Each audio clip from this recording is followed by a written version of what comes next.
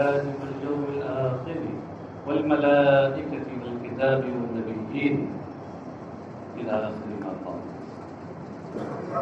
نیکی یہی نہیں ہے کہ تم اپنے چہرے پورب اور پچھم کی جانب پھیرو، البتہ نیکی والا وہ ہے کہ جو اللہ پر، آخری دن پر، فرشتوں پر، کتابوں پر اور نبیوں پر ایمان لائے. وَآتَى الْمَالَ عَلَى حُبِّهِ ذَوِي الْقُرْبَى وَالْيَتَامَى وَالْمَسَاكِينَ وَابْنِ السَّبِيلِ، اور وہ مال دے اس کی محبت کے باوجود، مال کی محبت کے باوجود وہ مال عطا کرے اپنے رشتہ داروں کو، یتیموں، مسکینوں اور مسافروں کو اور مانگنے والوں کو. وفر رقاب، اور گردنوں میں یعنی گردن چھڑانے میں. واقام الصلاۃ وآت الزکاۃ، اور نماز قائم کرے اور زکوٰۃ دے. اصل میں یہاں یہودیوں اور عیسائیوں کے ایک عقیدے اور ان کی ایک فکر کا رد ہے. یہودی یہ سمجھتے تھے کہ پچھم کی طرف یعنی مدینہ سے پچھم کی طرف رخ کرنا یہی نیکی ہے، یہی کار ثواب ہے. اور عیسائی سمجھتے تھے کہ پورب کی طرف رخ کرنا یہی کار ثواب ہے. تو ان کے رد میں یہ بات نازل ہوئی، یہ آیت نازل ہوئی. اصل کار ثواب اللہ کے حکم کی بجاوری میں ہے. اللہ جو حکم دے اس کو بجا لانا، اس پر عمل کرنا، یہ اصل کار ثواب ہے. کسی خاص سمت میں رخ کرنا یہ کار ثواب نہیں. اللہ حکم دے تم دکن کی طرف رخ کر کے نماز پڑھو، وہ کار ثواب ہو جائے گا. اور بعد میں حکم دے کہ تم اتر کی طرف رخ کر کے نماز پڑھو، وہ کار ثواب ہو جائے گا. ہاں، تو مدار ثواب کا اس پر نہیں ہے کسی خاص سمت پر، بلکہ اللہ کے حکم پر ہے. لیس البر ان تولوا وجوہکم فی الصلاۃ قبل المشرق والمغرب، نیکی یہ نہیں ہے کہ نماز میں تم اپنے چہرے پورب اور پچھم کی جانب پھیرو. مفسر کہتے ہیں نزل ردن علی الیہود والنصارى حیث زعموا ذلک، یہ آیت یہودیوں اور عیسائیوں کے رد میں نازل ہوئی، ان کی تردید میں نازل ہوئی، جب کہ انہوں نے یہ خیال اپنے اندر رکھا تھا، یہ عقیدہ رکھا تھا انہوں نے. وَلَكِنَّ الْبِرَّ مَنْ آمَنَ بِاللَّهِ، لیکن نیکی وہ ہے کہ اللہ پہ اور آخری دن پر اس پر ایمان لائے. اب یہاں آپ غور کیجئے کہ لاکنہ کا اسم ہے البر، اور خبر اس کی ہے من آمنہ. اس موصول اپنے صلہ کے ساتھ مل کر اس کی خبر ہے. اور آپ نے نحو کی کتابوں میں یہ پڑھا ہے کہ حروف مشبہہ بالفعل یہ مبتدا خبر پہ داخل ہوتے ہیں، تو ان کا جو اسم ہوتا ہے وہ در حقیقت مبتدا ہوتا ہے، اور ان کی خبر در حقیقت مبتدا کی خبر ہوتی ہے. اور یہ بھی آپ نے پڑھا ہے کہ خبر اپنے مبتدا پر محمول ہوتی ہے، اس کا حمل اس پر ہوتا ہے. ہاں، مبتدا موضوع ہوتا ہے اور خبر محمول ہوتی ہے. اب بتائیے یہاں کہ بر جس کا معنی نیکی ہے، اس کو موضوع بنانا، اور من آمنا، من جو ایک ذات کو بتا رہا ہے، اس کو اس پر حمل کرنا اور محمول کرنا، یہ صحیح ہے؟ ہاں، یہ تو اس میں ذات کا حمل وصف محض پہ لازم آئے گا. تو اس لیے یہ بہت بڑی فنی بظاہر خرابی لگ رہی تھی. مفسر کہہ رہے ہیں اسی کا جواب دیتے ہوئے کہ اگرچہ بظاہر بر ہے مگر مراد ہے ذل بر، ولیکن البر اے ذل بر. ہاں، اچھا، یہاں ہمارے سامنے جو کتاب آئی ہے، کسی صاحب نے بڑھوت اعتماد کے ساتھ ذل برو لکھ دیا ہے، غلط اعراب لگا دیا ہے۔ ہاں، اس لیے کہ ان کے یہاں مضاف الیہ مرفوع ہوتا ہوگا، ذا اس میں ذا کیا مضاف ہے اور بر مضاف الیہ ہے، تو ذل بر ہوگا۔ تو بہت باضابطہ قلم سے، نیلے قلم سے لگایا ہے۔ اچھا، تو اب جب ذل بر ہو گیا تو ذل بر کا مطلب کیا ہوا؟ نیکی والا، یعنی نیک آدمی۔ اب خبر کا اس کے اوپر حمل صحیح ہو گیا، ہاں ہاں، کیونکہ اب اس میں ذات کا حمل وصف محض پہ نہیں لازم آیا۔ اور اس کی دلیل یہ ہے کہ خود ایک قرات شاذہ میں البار آیا ہے، بر کے بجائے البار آیا ہے۔ قرات شاذہ سے معنی کی تائید ہوتی ہے، توضیح ہوتی ہے۔ تو اور بار جب آیا ہے تو اس کا مطلب یہ ہے کہ اس کا معنی وہی ہوا جو ذل بر کا ہے۔ لیکن نیک وہ ہے جو ایمان لائے اللہ پر۔ ایک تو جواب یہ ہوا جو انہوں نے دیا، آپ کو سمجھ میں آ گیا۔ بعض مفسرین نے اس کا یہ جواب دیا ہے کہ بر کو اپنی جگہ پہ رکھیے، یہاں من سے پہلے مضاف محذوف مانی، یعنی یوں کہیے کہ وَلَٰكِنَّ الْبِرَّ بِرُّ مَنْ آمَنَ بِاللَّهِ وَالْيَوْمِ الْآخِرِ، لیکن نیکی اس کی ان لوگ کی نیکی ہے کہ جو اللہ پر، آخری دن پر، فرشتوں پر، کتابوں پہ ایمان لائے۔ بظاہر آپ دیکھیں یہ زیادہ منطبق ہو رہا ہے اس پر۔ نیکی یہ نہیں ہے کہ تو پورا پچھم نماز میں اپنے رخ پھیرو، بلکہ نیکی یہ ہے کہ اس شخص کی نیکی کہ جو یہ کرے، یہ بظاہر زیادہ منطبق ہو رہا ہے اس پر۔ صحیح یہ بھی ہے، امام سیوطی نکالا ہے۔ الکتاب کی تفسیر میں کہا ایل کتبی، اشارہ یہ کیا کہ الف لام یہاں استغراق کے لیے ہے اور کتب کے معنی میں ہے۔ والنبیین وآت المال علی حبہ، علی کے بعد معا نکال کے یہ بتایا کہ علی مصاحبت کے لیے ہے، معا کے معنی میں۔ اور جو مال کی محبت کے باوجود مال دے، کس کو دے؟ آتا کا مفعول بھی ثانی، مفعول بھی اول تو مالا ہے، مفعول بھی ثانی کا ذوی القربا، قرابت داروں کو، رشتہ داروں کو مال دے۔ قربا کے بعد القرابہ بڑھا دیا انہوں نے، اس کا لغوی معنی بتا دیا۔ یتیموں کو اور مسکینوں کو اور مسافر کو، ابن السبیل المسافر، اس کا مفہوم بتا دیا۔ والسائلین، اور سوال کرنے والوں کو، السائلین یعنی الطالبین۔ یہ سوال بمعنی استفسار سے نہیں ہے، بلکہ سوال بمعنی طلب سے ہے۔ سوال کے دو معنی ہوتے ہیں عربی میں، ایک معنی پوچھنا ہوتا ہے اور ایک معنی طلب کرنا، مانگنا۔ تو یہ سائلین سوال بمعنی طلب سے ہے۔ وفر رقابی، اور گردنوں میں، گردنوں میں مال دے کا کیا مطلب ہے؟ گردن میں رکھ دے،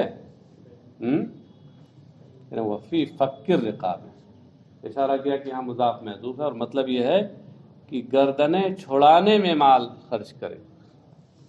گردنیں چھڑانے سے مراد کیا ہے؟ المکاتبین والاسرا، یعنی مکاتبوں اور قیدیوں کو چھڑانے میں، یعنی رقاب سے مراد ہے المکاتبین یا الاسرا۔ مکاتب تو آپ لوگ جانتے ہیں، جس سے اس کے آقا کے درمیان یہ معاہدہ ہو گیا ہو کہ تم اتنا پیسہ دے دو اور اتنا مال دے دو، اس کے بعد تم آزاد ہو۔ تو یہ مال جو ہوتا ہے وہ بدل کتابت کہلاتا ہے، اور ایسا غلام مکاتب کہلاتا ہے۔ اس کا حکم یہی ہے کہ وہ جب دے دے گا آزاد ہو جائے گا۔ تو اب کوئی شخص اپنا مال دے تاکہ یہ بیچارہ بدل کتابت دے کر کے اور غلامی سے آزاد ہو جائے، تو یہ بھی بہت نیکی کا کام ہے۔ وَأَقَامَ الصَّلَاةَ وَآتَى الزَّكَاةَ، نماز قائم کرے اور زکوٰۃ دے۔ اس پر یہ شبہ ہوا کہ ارے بھائی اوپر بھی تو ابھی بات یہی ہوئی تھی کہ مال دے، فلاں فلاں کو مال دے، یہ زکوٰۃ بھی تو وہی ہے، تو یہ تو تکرار ہو رہی ہے، تکرار ہو رہی ہے اس کی۔ ہاں، تو انہوں نے کہا نہیں تکرار نہیں ہو رہی ہے، یہاں زکوٰۃ سے مراد ہے وہ جو فرض ہے جس کا دینا فرض ہے، اور وہاں جو مال ہے مال دینا اس سے مراد ہے نفلی طور پہ جو فرض نہیں ہے، تو وہاں نفل کا بیان ہے، یہاں مفروض کا بیان ہے، فرض کا بیان ہے، تو تکرار کہاں ہوئی؟ کہتے وآت الزکاۃ المفروضۃ، کہتے وہ ما قبلہ فی التطوع، اور وہ زکوٰۃ دے جو اس پر فرض ہے، اور اس سے پہلے جو مال دینے کا ذکر ہے وہ فی التطوع، وہ نفلی صورت میں ہے۔ نیچے آپ کے محشی نے لکھ دیا فلا تکرار نہیں ہوئی۔ والموفون بعہدہم اذا عاہدوا، اور اپنے عہد و پیمان کو پورا کرنے والے جب وہ عہد و پیمان پورا کریں۔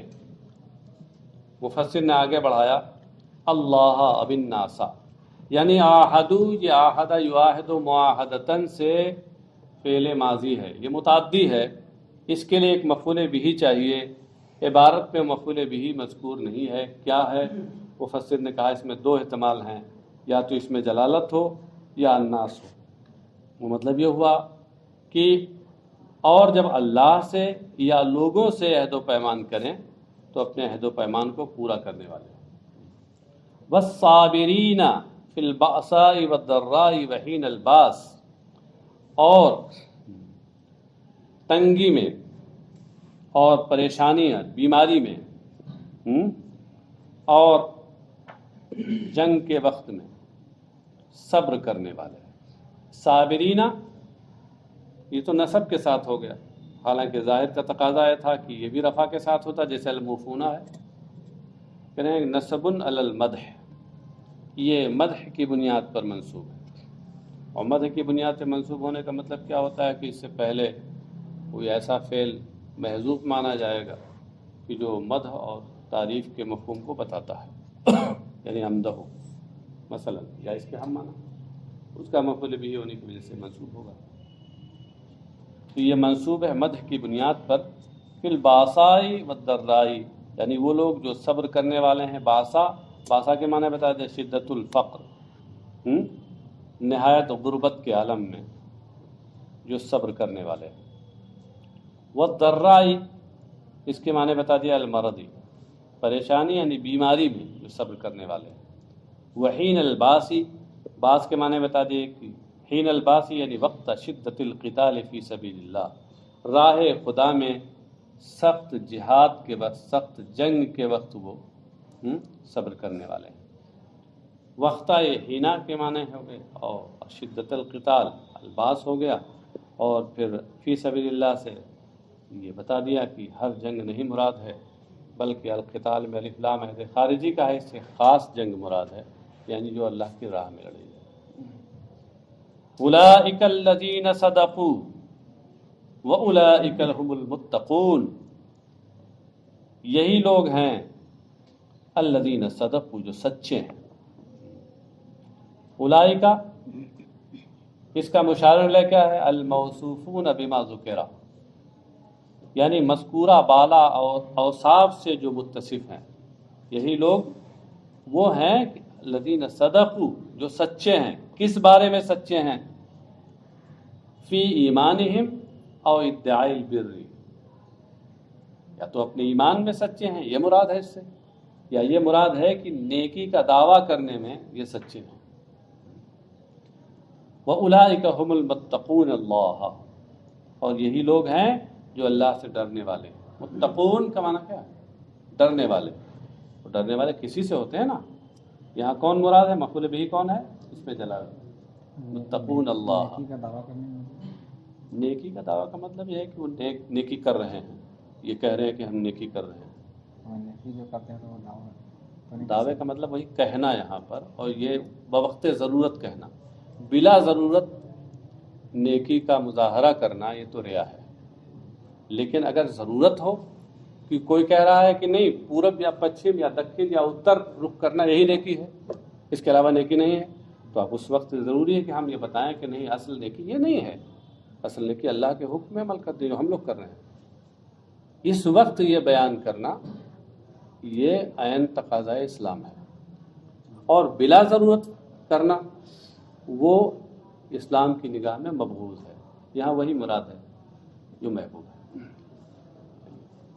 یا ایھا الذین آمنوا کتب علیکم القصاص فی القتل الحر بالحر والعبد بالعبد والانثى بالانثى فمن عفی له من اخیہ شیء فاتباع بالمعروف واداء الیہ باحسان ذلك تخفیف من ربکم ورحمۃ فمن اعتدى بعد ذلك فله عذاب علیم۔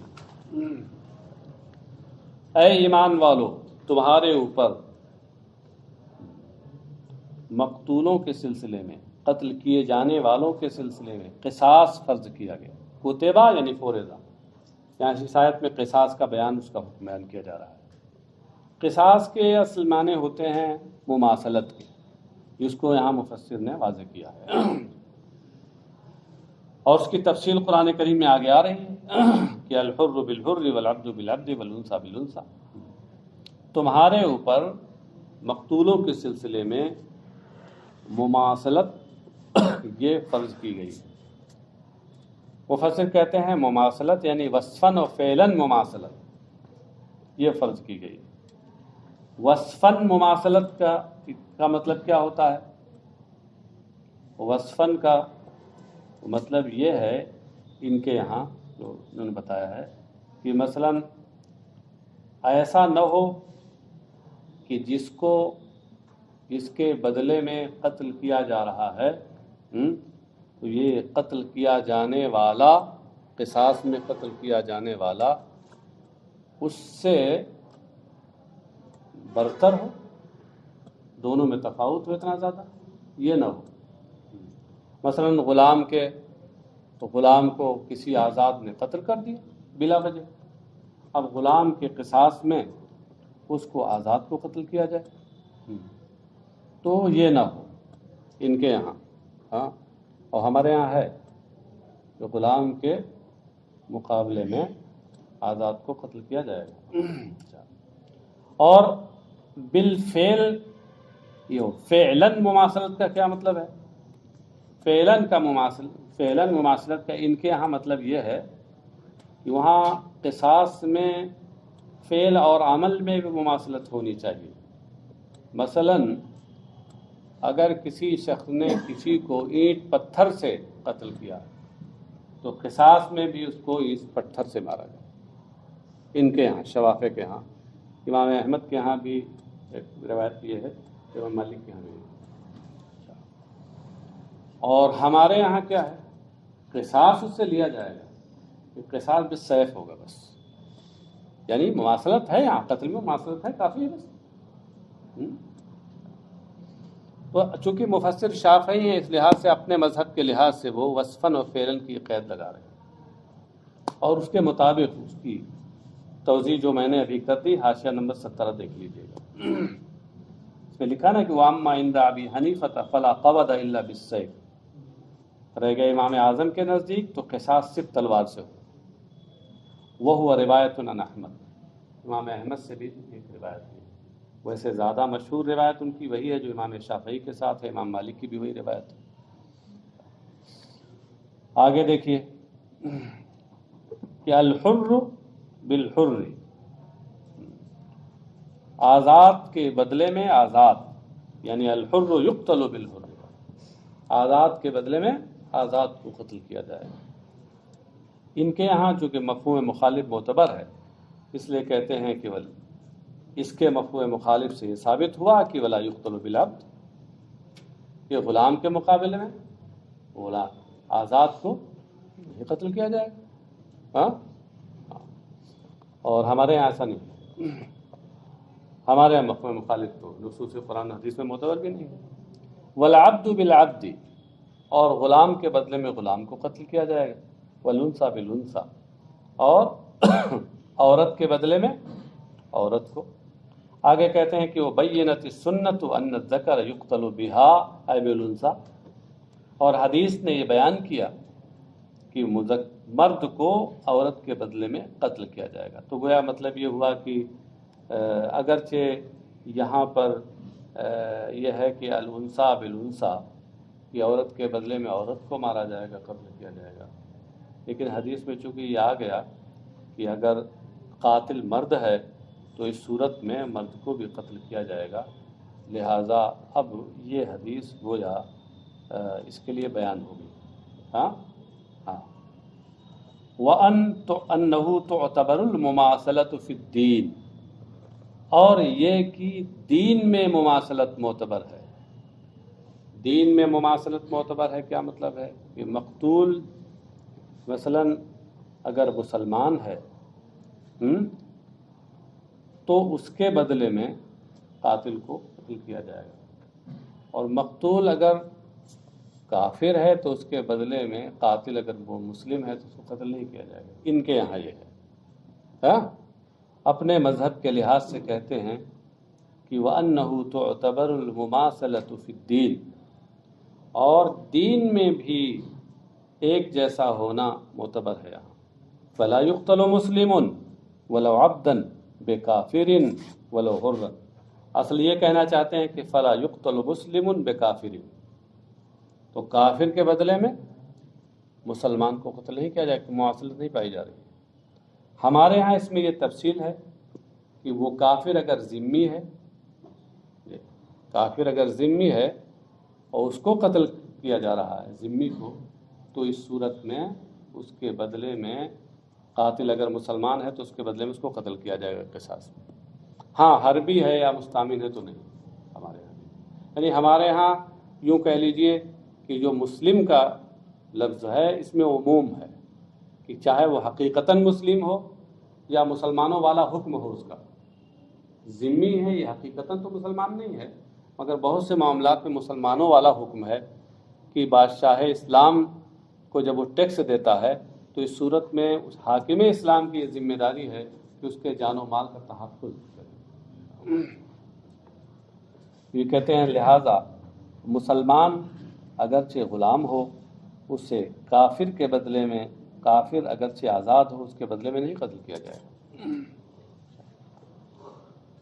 فمن عفی لہ من اخیہ شیء فاتباع بالمعروف واداء الیہ باحسان، تو جس کے لیے اس کی بھائی کی جانب سے کچھ معاف کر دیا جائے، جس کے لیے اس کے بھائی کی جانب سے، یہاں من سے مراد قاتل ہے، یعنی جس قاتل کے لیے اس کے بھائی سے مراد یہاں مقتول ہے، اس کے بھائی مقتول کی جانب سے کچھ معاف کر دیا جائے۔ مقتول تو دنیا میں رہا ہی نہیں، تو اس کے بھائی کی جانب سے پھر مقتول بھائی کی طرف سے معافی کا کیا مطلب ہے؟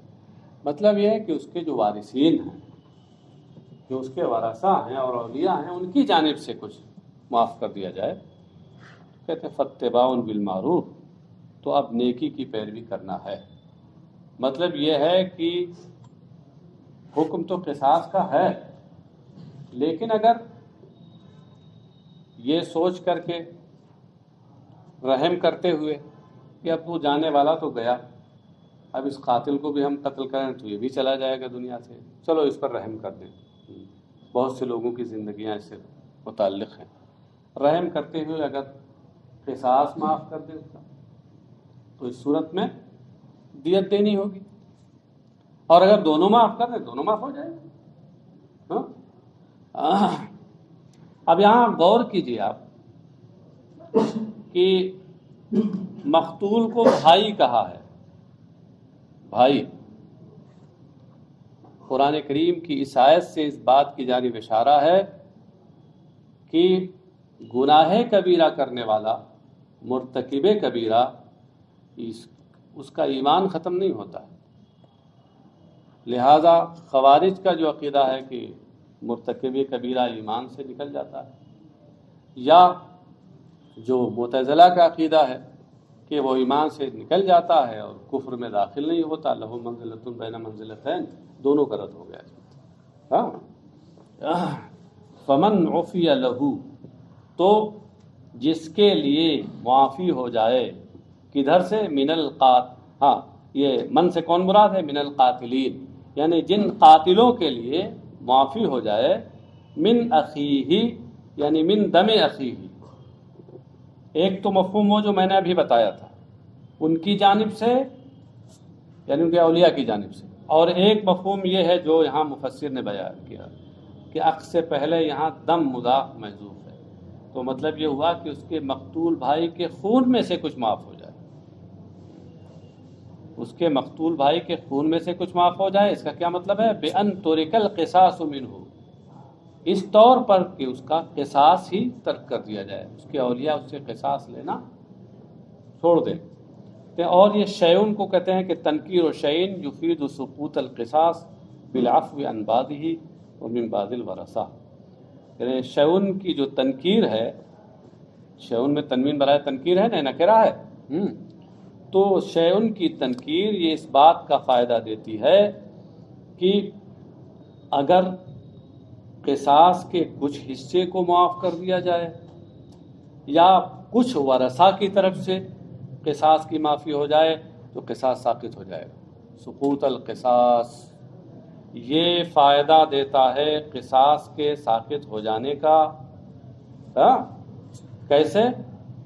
قصاص کے کچھ حصے کے معاف کر دینے سے یا کچھ ورثہ کی طرف سے معاف کر دینے سے۔ اس سے دونوں صورتوں میں یہ اس بات کا اشارہ مل رہا ہے کہ اگر ورثہ میں سے بعض معاف کر دیں اور بعض کہیں کہ نہیں ہم قصاص لیں گے، تو اب اس کے لیے اب سے قصاص نہیں لیا جائے گا، اور سب معاف کر دیں تو رضا جولا نہیں لیا جائے گا۔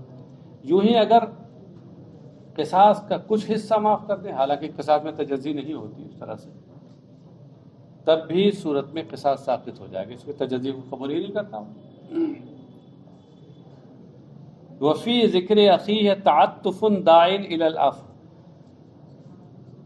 کہتے ہیں اخی کہنے میں ایک طرح سے مہربانی کا مظاہرہ ہے جو عفو و مہربانی کو کی طرف دعوت دیتا ہے، یعنی چونکہ اس کو مقتول کو بھائی کہا گیا، یہ اس کا بھائی ہے، تو اس میں ایک طرح کی مہربانی کا مظاہرہ ہے اور اس بات کی دعوت ہے کہ اس کو معاف کر دیں، بھائی ہے تو معاف کر دینا چاہیے، بھلے ہی اس نے غلطی کی ہے۔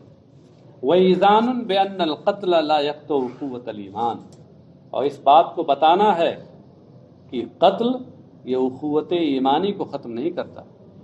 مرتکب کبیرہ ضرور ہے وہ قاتل، لیکن اس سے ایمان ختم نہیں ہوتا، ایسا نہیں کہ وہ مومن ہی نہ رہے، ٹھیک ہے کمال ایمان نہیں رہتا لیکن مومن رہتا ہے وہ گنہگار۔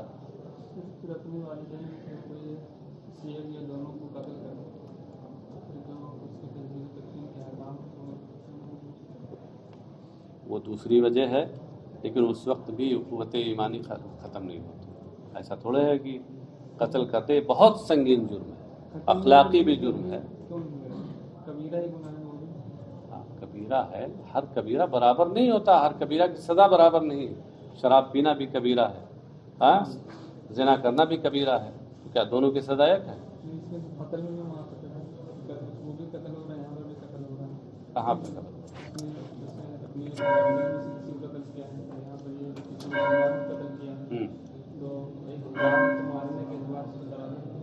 جان کو مارنے کے اعتبار سے برابر، یہ اعتبار آپ کا خود بتا رہا ہے کہ دوسرے اعتبار سے برابر نہیں، یہ لفظ خود آپ کا بتا رہا، آپ کے سوال میں خود جواب موجود ہے اس اعتبار سے، اسی لیے اسی فرق کی بنیاد پر کہ وہ قتل تو کیا ہے اس نے مومن کو، لیکن کس کو قتل کیا؟ ان کو قتل کیا ہے جو بظاہر دنیا میں اس کے آنے کا سبب ہے، یا ایسا سنگین جرم ہے کہ اس کی سزا ایک انسان کا کسی مسلمان کو اور قتل کرنا غیر یہ جرم ہے، لیکن اپنے مومن والد کو یا والدہ کو قتل کرنا یہ اس سے بہت بڑا جرم ہے۔ اس کا جرم ہونا ایسا ہے جو ہر ایک شخص پر واضح ہے، وہ دونوں کی سزا برابر نہیں ہو سکتی۔ کس کا؟ اب اس کی تحقیق آپ بعد میں کر لیجیے گا، تحقیق کر لیجیے گا۔ چلیں، ومن مبتدأ شرطیۃ و موصولۃ والخبر فاتباع۔ اب یہاں جو فمن عفیہ میں جو من ہے اس کو کہہ رہے ہیں کہ من یہ اس میں دو احتمال ہیں، یا تو من یہ مبتدا تو ہے، اتنا متعین ہے، اب یا تو یہ شرطیہ ہے ہاں، اور یا من موصولہ ہے۔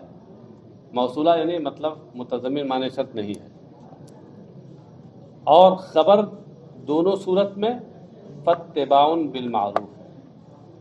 اب جس صورت میں یہ موصولہ ہوگا تو اس صورت میں من موصولہ اور اس کے بعد جملہ صلہ موصول صلہ سے مل کر پھر مبتدا بنے گا ہاں، اور جس صورت میں یہ شرطیہ ہوگا تو اس کو من شرطیہ مبتدا کہہ کے چھوڑیں گے، اور پھر وفیہ لہو من اخیہ شیئن ہاں، اس کو کیا کہیں گے، اس جملے کو شرط بنائیں گے، اور فاتباع بالمعروف الی آخرہ یہ جزا اس کی بنے گی اور خبر کے درجے میں ہوگی۔ والخبر فاتباع بالمعروف اے فعلی العافی اتباع القاتل بالمعروف۔ تو یہ کہا گیا کہ اگر اس کی طرف سے مقتول کی خون کی کچھ معافی ہو جائے، قصاص معاف ہو جائے، تو اب قصاص کے معاف ہونے کی دو صورتیں ہوتی ہیں۔ ایک صورت تو زیادہ ظاہر صورت یہ ہے کہ دیت لے اس کے بدلے میں، قصاص تو معاف کر دے مگر دیت لے۔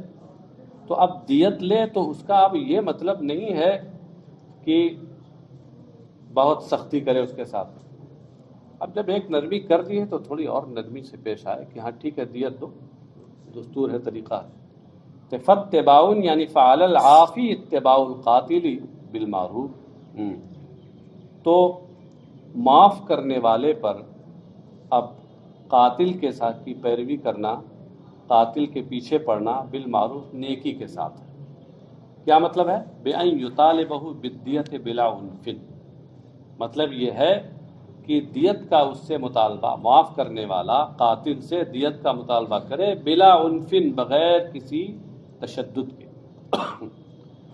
پھر اب آپ یہ دیکھیں کہ فاتباع بالمعروف یہ فا کے بعد ہے اور فا برائے ترتیب ہے، تو اس کا ترتب اس پر ہوا، اس سے پہلے والے جملے پر، من عفی لہ من اخیہ۔ کہتے ہیں ترتیب الاتباع علی العفو یفید ان الواجب احدہما، کہتے ہیں کہ یہ اتباع کا عفو کے اوپر مرتب ہونا اس بات کا فائدہ دے رہا ہے کہ یہاں واجب ان میں سے ایک ہی ہے، دونوں میں سے کون، یعنی قصاص میں یا دیت میں، ان میں سے واجب ایک ہے، یہ اس بات کا فائدہ دے رہا ہے۔ کہتے ہیں وہ ہوا احد قولی الشافعی، یہ امام شافعی کے دو قولوں میں سے ایک قول ہے۔ امام شافعی کے اس سلسلے میں دو قول ہیں۔ ایک قول یہ ہے کہ قصاص اور دیت دونوں میں سے کوئی ایک واجب ہے، اور دونوں ہم پلہ اور برابر ہیں واجب ہونے میں۔ اور دوسرا قول والثانی، اور قول ثانی یہ ہے کہ الواجب والقصاص والدیت بدل عنہ، ہاں، کہ واجب تو صحیح معنوں میں قصاص ہے، اور یہ جو دیت ہے یہ اس کا بدل ہے، یعنی اس کا دوسرا درجہ ہوا۔ فلو عفا ولم یسمھا فلا شیء، کہتے ہیں تو اگر وہ معاف کر دے اور کسی چیز کی اور دیت کی تعین نہ کرے تو اب اس پر کچھ نہیں۔ اگر مقتولین کے ورثہ کی طرف سے مطلق معافی دے دی جائے قاتل کو، بھائی ہماری طرف سے معافی ہے، یہ نہ کہیں کہ معافی ہے مگر دیت دینی ہے اتنی، ہاں دیت دینی ہے، یہ تعین نہ ہو تو اس صورت میں مطلق معافی ہوگی، یعنی قصاص بھی معاف اور دیت بھی معاف۔ وہ کہتے ہیں وہ رجحہ بھی پڑھ سکتے ہیں اور رجحہ بھی پڑھ سکتے ہیں، اور یہی قول راجح ہے، یعنی امام شافعی کے دو قول ہیں مگر شوافع کے ہاں یہی قول ثانی راجح ہے۔ اور قرآن کریم آپ غور کیجئے تو قرآن کریم کا جو اسلوب بیان ہے وہ بھی یہی بتا رہا ہے کہ اصل تو قصاص ہی ہے اور دیت تو دوسرے ثانوی درجے کی ایسی ہوتی ہے۔ وَأَدَاءٌ إِلَيْهِ بِإِحْسَانٍ، اور اس کی ادائیگی بھلائی کے ساتھ، یعنی اداء للدیت الیہ الی العافی وهو الوارث بإحسان، اور دیت کی ادائیگی معاف کرنے والے یعنی وارث کو بھلائی کے ساتھ۔ مطلب کیا ہے کہ اب جب یہ معافی کا معاملہ ہو گیا تو ایسی صورت میں فریقین بھلائی کا طریقہ اختیار کریں. یہ معاف کرنے والے جو وارثین ہیں وہ دیت کا مطالبہ اگر ان سے کریں قاتل سے تو بہت شدت کے ساتھ نہ کریں، اعتدال کے ساتھ. اور یہ اس پر بھی ضروری ہے قاتل پر بھی کہ یہ دیت دے تو اس میں پھر ٹال مٹول نہ کرے، بھلائی کا راستہ اختیار کرے. بے احسان یعنی بلا مطل ولا بخس، کہ بغیر کسی ٹال مٹول کے اور بغیر کسی کمی کیے. بخس ہے جھٹکے میں نجس نہ پڑ لیجیے گا. ذالک تخفیف من ربکم، یہ تمہارے رب کی جانب سے تخفیف ہے. ذالکہ کیا نہیں، ذالک الحکم المذکور، یہ مذکورہ والا حکم یعنی قصاص کا جائز ہونا اور دیت کی بنیاد پر قصاص سے معافی، یہ حکم تخفیف یعنی تسہیل من ربکم علیکم ورحمت بکم، یہ تمہارے رب کی جانب سے تمہارے لیے آسانی فراہم کرنا ہے اور تمہارے ساتھ مہربانی ہے.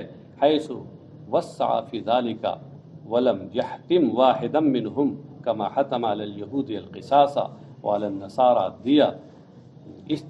اس طرح سے یہ رحمت ہے، مہربانی ہے اور آسانی ہے کہ اس نے اس میں تمہارے لیے گنجائش رکھی اور ان میں کسی ایک کو لازم نہ قرار دے دیا، جس طرح یہودیوں پر قصاص لازم کر دیا تھا، عیسائیوں پر دیت دینا لازم کر دیا تھا، تو دونوں میں گنجائش رکھی. تو یہ تمہارے لیے بہت اللہ کی رحمت ہے اور آسانی اور مہربانی ہے اس کی. فمن اعتدى بعد ذلك فله عذاب علیم، تو اب اس کے بعد بھی جو ظلم کرے یعنی ظلم القاتل بان قتله بعد ذلك بعد العفو فله عذاب علیم. تو جو اب اس کے بعد ظلم کرے، کس کے بعد؟ یعنی معافی کے بعد قاتل پہ ظلم کرے کہ اس کو قتل کر دے، معاف کر دے پہلے اس کے بعد قتل کر دے اس کو، یا دیت لے لے اور پھر قتل کر دے اس کو. تو یہ کیا ہے؟ فَلَهُ عَذَابٌ علیم. تو اب اس کے لیے دردناک عذاب ہے. عذاب علیم مولم فی الآخرۃ بالنار، ابھی دنیا بالقتل. تو آخرت میں عذاب نار ہے اس کے لیے دردناک عذاب، یا دنیا میں اس کے لیے قتل کا عذاب ہے کہ اب اس کو بھی قصاص میں قتل کیا جائے گا، کیونکہ وہ بھی اب بلا وجہ شرعی قاتل ہوا. وَلَكُمْ فِي الْقِصَاصِ حَيَاتٌ يَا أُولِي الْأَلْبَابِ لَعَلَّكُمْ تَتَّقُونَ. اور تمہارے لیے اے عقل مندو، تمہارے لیے قصاص میں زندگی ہے. حیاتن ہے بقاء عظیم، عظیم زندگی، اس میں تنوین برائے تعظیم ہے. ارباب عقول، اولی الالباب کا ترجمہ کر دیا ذوی العقول. جی آ جائیے، تشریف لائیے. لأن القاتل اذا علم انه يقتل ارتدع، اس لیے کہ قاتل کو جب یہ معلوم ہو جائے گا کہ وہ بھی قصاص میں قتل کر دیا جائے گا، ارتدع تو باز آ جائے گا. ارے ہماری 2 گھنٹیاں پڑھائی انہوں نے. ہاں، فاحیا نفسہ، تو وہ اپنے آپ کو بھی زندہ رکھے گا. ومن اراد قتلہ، اور اس کو بھی زندہ رکھے گا اس کے قتل کا ارادہ کرے. اگر پہلے ہی وہ سوچ لے گا کہ ہم اگر اس کو قتل کریں گے تو یہ تو قتل ہوگا ہی، میں بھی قتل کیا جاؤں گا، تو اس صورت میں پھر باز آ جائے گا. قصاص کا تصور جہاں کیا، باز آ جائے گا، تو اب 2 زندگیاں بچیں گی. اس کو جس کو مارنے کا ارادہ ہے کہ وہ بھی بچے گا اور پھر اپنے آپ کو بھی بچائے گا. کہتے ہیں اذا علم انہ یقتل، جب اسے یقین ہو جائے گا کہ وہ قتل کیا جائے گا قصاص میں، ارتدع یعنی امتنع عن قتل غیرہ، تو وہ اس سے باز آ جائے گا. فاحیا نفسہ ومن اراد قتلہ، یہ من اراد قتلہ کا عطف ہے نفسہ پر، تو وہ اپنے آپ کو بھی زندہ رکھے گا اور اس کو بھی جس کے قتل کا اس نے ارادہ کیا. سمجھے؟ فشرع لکم لعلکم تتقون القتل مخافۃ القبض، تو اللہ نے تمہارے لیے اس کو مشروع کیا ہے قصاص کو، تاکہ تم تتقون القتل، تاکہ تم قتل سے بچو، مخافۃ القبض، قصاص کے خوف سے.